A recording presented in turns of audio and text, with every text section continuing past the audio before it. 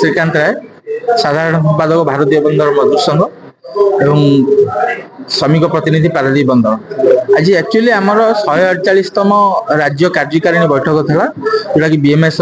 ओडिशार जेतक आमर जिलार संगठन अच्छी आम राज्य कार्यकारिणी बैठक अच्छे आगामी दिन में आमर सारा भारत वर्षर ऑल इंडिया कॉन्फ्रेंस जोटा कि पुरी हवा जाऊँगी फेब्रुआरी मसरे तार कार्यसूची उपर आलोचना होता से बाबद आमर प्रेस मीट डका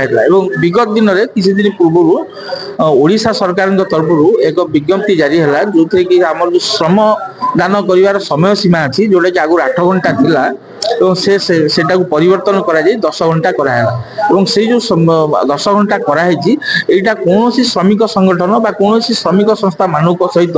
बिना आलोचन कराई जोटा कि आम श्रमिक संगठन संघ बा भारतीय मजदूर संघ या विरोध करुच्छे तेणु आम आपण जरिया ओडिशा सरकार जन चाहूँ जे आपण जो नियम प्रणयन कर 10 घंटा समय सीमा कर विरोध करुदी आपण जरिया आम जो प्रेस मीट मध्यम जनइलु जदि या भर कौन परिवर्तन न हुए बा श्रमिक संघ मान सहित कौन आलोचना न करा जाए तेणु आगामी दिन में आंदोलनात्मक